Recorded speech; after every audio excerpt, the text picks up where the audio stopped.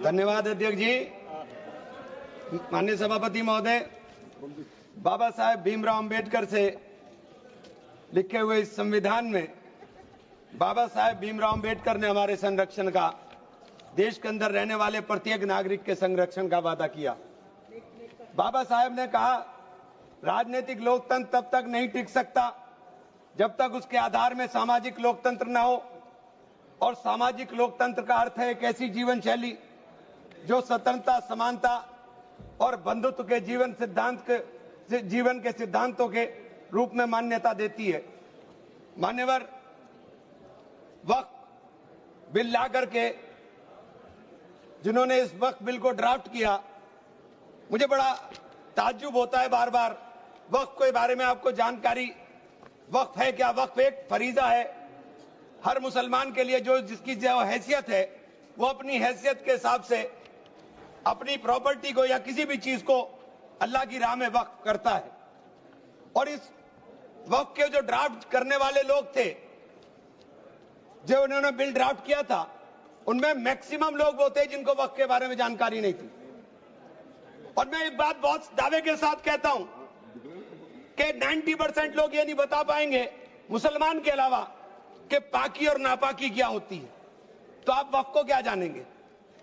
ये जो बार बार कह रहे हैं कि मुस्लिम में सदस्य, गैर मुस्लिम सदस्य शामिल होने चाहिए, नहीं होने चाहिए, वक्फ को मुसलमान समझता है, जानता है, इसकी जो जरूरत है उसको पहचानता है, इसलिए इस बात को कहा जा रहा है। वरना सारा प्रबंधन जो वक्फ बोर्ड का है वो तो सरकारों के ही हाथ में। लेकिन इसमें जो सबसे बड़ी बात है कि बार बार ये शोर मच रहा है, जेडीयू भी कहती है, टीडीपी भी कहती है और सहयोगी दल भी कहते हैं कि हमने वक्फ बाय यूजर को खत्म कराने का काम कर दिया। माननीय अध्यक्ष जी, मैं इसकी धारा 3R1 को, जिसके अंदर वक्फ बाय यूजर था, उसको हटा दिया गया। और क्या शामिल किया गया, मैं ये पढ़ करके बता रहा हूं, ये बिल है, इसके अंदर लिखा है, परंतु वक्फ संशोधन अधिनियम 2025 के प्रारंभ पर या उसके पूर्व उपयोगकर्ता द्वारा वक्फ के रूप में रजिस्ट्रीकृत संपत्तियों को उपयोगकर्ता द्वारा विद्यमान वक्फ इसके वक्फ संपत्ति के रूप में बना रहेगा, सिवाय, बस आगे आ गया काम, सिवाय संपत्ति पूर्णतः या भागतः विवादाग्रस्त है या कोई सरकारी संपत्ति है। माने सभापति महोदय, 2005-6 में विभिन्न राज्य के बोर्डों द्वारा सच्चर कमेटी के समक्ष यह कहा गया, दिल्ली में 316, राजस्थान में 60, कर्नाटक में 42, मध्य प्रदेश में 53, उत्तर प्रदेश में 60, उड़ीसा में 53 ऐसी प्रॉपर्टी हैं जिनके ऊपर सरकार के कब्जा किया हुआ है। इसके बाद जब ये लागू हो जाएगा तो इसके ऊपर से वक्फ का अधिकार खत्म हो जाएगा। दूसरी चीज मैं कहना चाह रहा था, जब आपने सिवाय संपूर्ण और पूर्णतः लिखा और या भागतः लिखा, तो आपने पूरी तैयारी कर करके लिखा। उत्तर प्रदेश इसका सबसे बड़ा उदाहरण है। उत्तर प्रदेश में 11,400 हेक्टेयर लैंड वक्फ की, 14,000 हेक्टेयर में से 14,500 में से 11,500 हेक्टेयर लैंड को सरकारी घोषित कर दिया गया है। 78% लैंड को सरकारी बता दिया गया है। और सरकारी लैंड कौन सी है? उसमें इमामबाड़ा है, उसमें प्राचीन मस्जिदें हैं, उसमें 500-500 साल के पुराने कब्रिस्तान हैं, उसमें ईदगाहें हैं, गांव-गांव के अंदर बनी हुई मसाजिद हैं। और आप कह रहे हैं कि आपने वक्फ बाय यूजर खत्म करा दिया।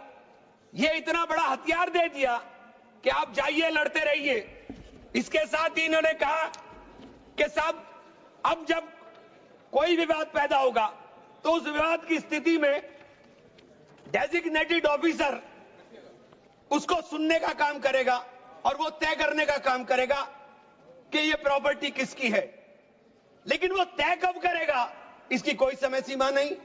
और जब तक वो तय नहीं करेगा, वो प्रॉपर्टी का मालिक सरकार रहने का काम करेगी। तो 11,500 हेक्टेयर लैंड तो उत्तर प्रदेश के अंदर, और कर्नाटक का विवाद सबके सामने है।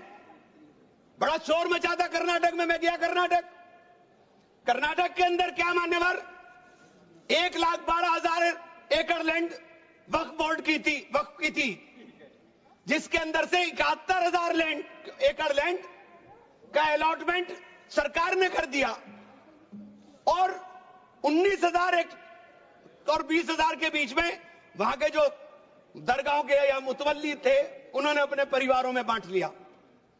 तो ये जो हंगामा बचा, 1999 में एक आदेश आ गया वक्फ ऑलवेज वक्फ, तो ये पुराना आदेश नल एंड वाइड हो गया। सरकारें भाजपा की भी रही, कांग्रेस की भी रही, दोनों सरकारों ने नोटिस इश्यू किए। मैं उन नोटिस की कॉपी भी लेकर आया था। दोनों सरकारों ने नोटिस इश्यू किए, लेकिन जेपीसी ने हंगामा उतरा तो सब हमारे चेयरमैन साहब भी हवाई जहाज लेकर के गए, लेकिन खोदा पाड़ निकली चुईया, वहां कुछ मिला ही नहीं, वहां कुछ नहीं मिला।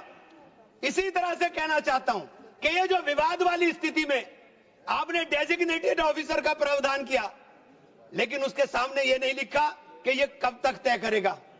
और आप बार बार कहते हैं कि साहब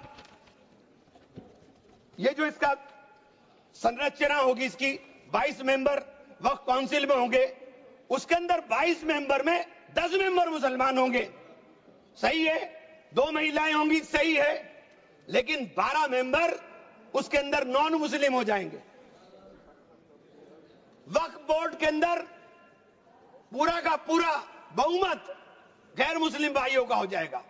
मुझे इससे मतलब नहीं, क्योंकि मैंने अभी कहा कि भाई आप दूसरे जो ट्रस्ट हैं या जो दूसरे धर्म के ट्रस्ट हैं, उनके अंदर क्या आप दूसरे धर्म के लोगों को शामिल करने की अनुमति देंगे?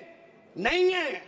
काशी विश्वनाथ ट्रस्ट है उत्तर प्रदेश के अंदर, उसका अध्यक्ष पदेन अध्यक्ष जिलाधिकारी होता है, लेकिन उसमें एक क्लॉज लिखा है कि अगर किसी समय कोई जिलाधिकारी मुसलमान होगा तो उससे नीचे का या उससे ऊपर का अधिकारी उसका पदेन चेयरमैन होगा।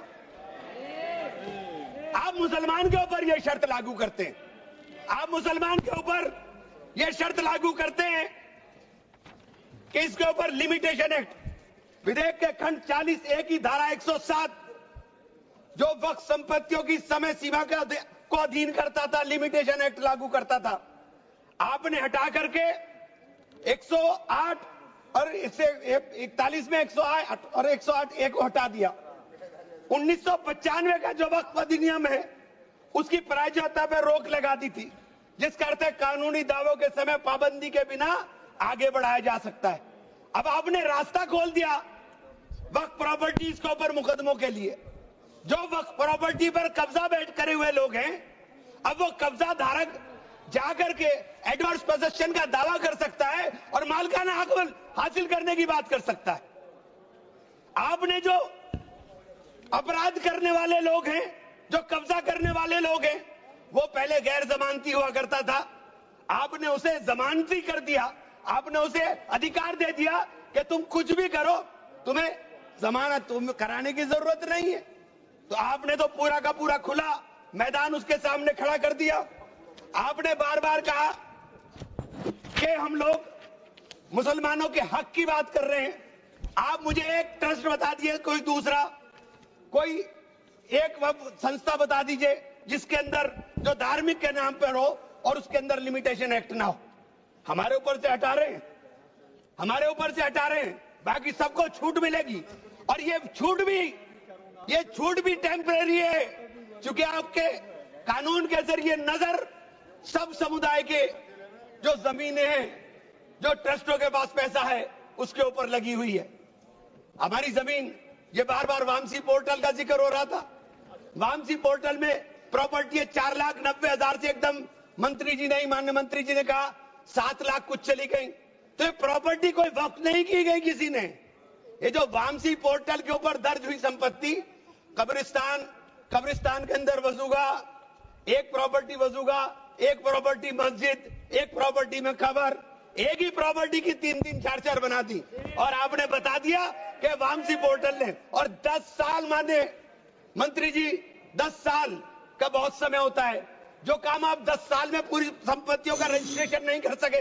मान्यवर प्लीज, सब प्लीज आप मान्य नहीं, वामसी पोर्टल पर आपने बार बार 10 साल में काम नहीं कर सके। आप कह रहे हैं कि 6 महीने के अंदर सारी संपत्तियों का रजिस्ट्रेशन करा लेना, और सारी संपत्तियों का अगर रजिस्ट्रेशन नहीं होगा तो वो संपत्तियां वक्फ की नहीं बचेंगी। रजिस्ट्रेशन कौन करेगा? रजिस्ट्रेशन आपके अधिकारी करेंगे। जब 10 साल में नहीं कर सके तो 6 महीने में कैसे करेंगे? और ये पूरी तरीके से संविधान विरोधी कानून है। साथ अनुच्छेद 14, अनुच्छेद 16, अनुच्छेद 26 और अनुच्छेद 25 का सीधे सीधे ओवरलैपिंग करने का काम करता है। आपसे अनुरोध है कि माननीय 2 मिनट का समय और दे दें। ये बार बार कहते हैं कि प्रैक्टिसिंग मुस्लिम। आप एक बात बता दीजिए, आप प्रैक्टिसिंग मुस्लिम की बात कर रहे हैं, आप किस तरह तय करेंगे कौन प्रैक्टिसिंग मुस्लिम है? ये कौन बताएगा कि आपकी क्या परिभाषा है प्रैक्टिसिंग मुस्लिम की? सारे मुसलमान 5 वक्त नमाज नहीं पढ़ते, सारे मुसलमान रोजा भी नहीं रखते, और उसका पैमाना क्या होगा कि वो मुसलमान है कि नहीं है? तो ये आपने रास्ते इस तरह खोल करके ये सीधे सीधे जो संविधान के अंदर हमारी धारा 14 में अधिकार है उसके ऊपर आपने अतिक्रमण करने का काम कर दिया। मैं आप लोग एक माननीय चेन्नप्पा रेड्डी के एक कथन को जरूर कहना चाहूंगा। हमारी परंपरा में सहिष्णुता सिखाती है, हमारा संविधान, ये संविधान हमें सहिष्णुता का अभ्यास कराता है, हमें इसे कमजोर नहीं करना चाहिए। यही संरक्षण दे रहा है हमें। ये बाबा साहब के सपनों का संविधान है कि उन्होंने देश के अंदर रहने वाले प्रत्येक नागरिक को, जो गरीब से गरीब नागरिक है, उसको वो अधिकार दिया जो सामने बैठे हुए हमारे प्रधानमंत्री को होगा, वो ये अधिकार बाहर सड़क पर बैठे हुए एक मजदूर को होने का काम होगा। ये बाबा साहब का संविधान है। मान्यवर, इसे कमजोर करने का काम मैं आप हाथ जोड़कर विनती करता हूं। अभी हमें सौगाते मोदी मिली, 1 सेकंड, हमें सौगाते मोदी मिली। हमें सौगाते मोदी में ईद की सवैयां नहीं चाहिए, हमें सौगाते मोदी में शिक्षा दे दीजिए, हमें सौगाते मोदी में रोजगार दे दीजिए, हमें सौगाते मोदी के अंदर मोहब्बत दे दीजिए। ये जो गोलियां छातियों पर लगती है ये मारना बंद करा दीजिए। हमें सौगाते मोदी में ये कानून देने का काम कर लीजिए। बहुत बहुत धन्यवाद। मान्यवर, धन्यवाद।